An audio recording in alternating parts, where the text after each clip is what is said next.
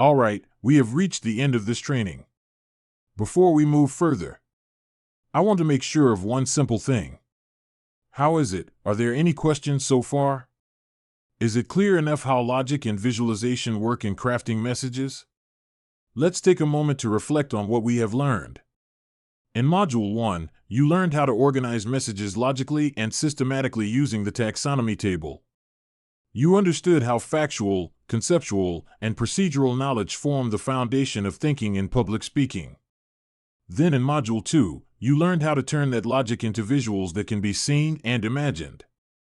Through shapes, sizes, colors, and details that spark the audience's imagination. Now, we will move on to the next stage. Because a message that is only logical and visual does not necessarily touch the heart. The audience might understand, but may not be moved. This is where the role of emotion begins. Emotion is the bridge between words and meaning, between information and inspiration.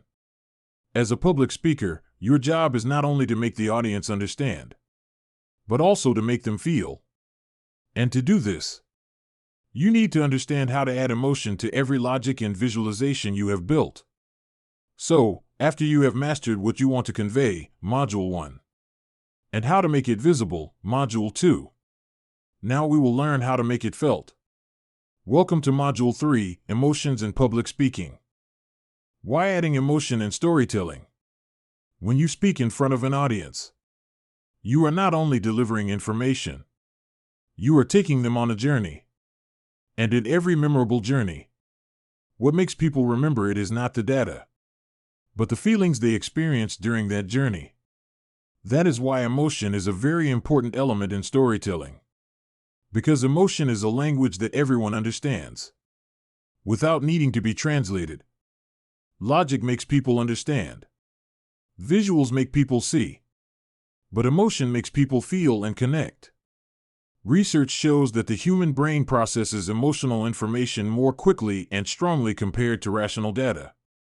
When a story touches emotions, be it a sense of awe, compassion, laughter, or empathy, the brain releases hormones like dopamine and oxytocin, which strengthen memory, attention, and engagement.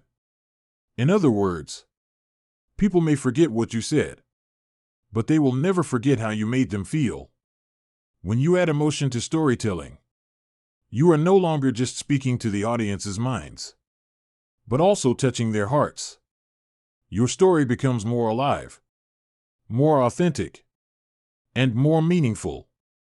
As a public speaker, adding emotion doesn't mean you have to be dramatic, but it means you become human. You show honesty, experiences, and the values behind your message. Because in the end, the goal of storytelling is not just for the audience to know, but for them to be inspired and to take action. Emotion in public speaking does not appear out of nowhere. It is not created artificially, but rather found in everyday life. Everyone has a story about struggles, successes, losses, happiness, and the small moments that shape who we are today. These simple stories are the source of the most authentic emotions. And interestingly, you don't need to be a famous figure to have them. Simply look back at your own life, or the lives of those around you. Because emotion is born from experience, and experience is the strongest bridge between speaker and audience. When you share stories from real life, whether your own or someone else's, you are not just telling about yourself, but connecting that experience with a greater meaning. This is where the Taxonomy Table helps you. You can link those emotional stories with knowledge dimensions, so that the emotions conveyed still have clear direction and meaning. For example, a story about perseverance can be linked to conceptual knowledge, the principles or values that underlie it. A story about a simple tool like a compass or gear can be linked to factual knowledge, a concrete object with symbolic meaning. A story about the process of struggle can be linked to procedural knowledge, the stages of effort someone goes through. In this way, emotion stands not alone, but is connected to the knowledge structure you deliver.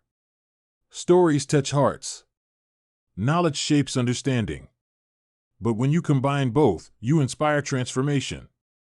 So, when you want to add emotion to your presentation, start from the closest place, your everyday life. Because that's where the most honest and touching stories are born. Every story you present has its own pulse. And that pulse comes from the emotions you put into the story. Here are some basic emotions you can use to strengthen your message. Smiling face with smiling eyes, happy. Use when you want to foster enthusiasm and togetherness, making the audience feel light and connected. Crying face, sad. Elicits empathy, sympathy, and reflection. Suitable for stories that touch on humanity or loss. Pouting face, angry. Use with caution. This emotion is effective for showing firmness against injustice or change. Astonished face, surprised. Sparks curiosity and maintains the audience's attention. Suitable for opening or closing stories with a twist. Face screaming in fear, scared. Creates tension and awareness of risk. Effective for encouraging vigilance or behavioral change. Nauseated face, disgusted. Arouses rejection of something wrong or unethical. Suitable for conveying moral or social awareness messages. Starstruck, excited. Builds positive energy and motivation. Used to inspire or invite your audience to act.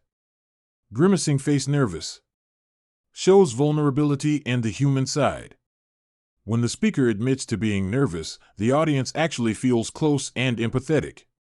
Relieved face, calm. Provides balance and a sense of confidence. Used to close your presentation with a sense of peace and reflection. Each emotion has its own unique role and function in storytelling. When used correctly, these emotions become colors in the painting of your story. Logic gives structure. Visuals give form. And emotion gives life. So, don't be afraid to play with feelings. Because the best stories don't just inform, they make people feel. Exercise, incorporating emotion into your message. Now, after you understand how emotion works in storytelling, it's time to practice. Because emotion is not enough to just be understood. It must be trained and experienced. To be able to touch the hearts of others, you must first touch your own heart. In this exercise, you will use the form that has been prepared. This form will help you combine 3 important things we have learned since the beginning of the training. Topic or object from the knowledge dimension. What is the core message you want to convey, factual, conceptual, or procedural? Message target.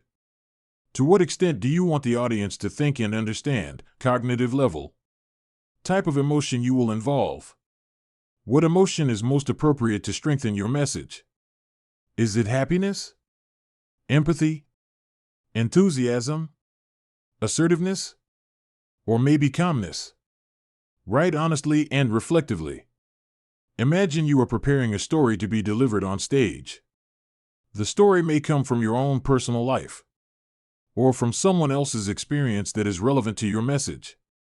For example, if your topic is about consistency, procedural knowledge, you can involve the emotions of calm and determination. If your topic is about hope or courage, use the emotions of excitement and courage. If your topic is about loss and learning, bring out the emotion of sadness that turns into hope.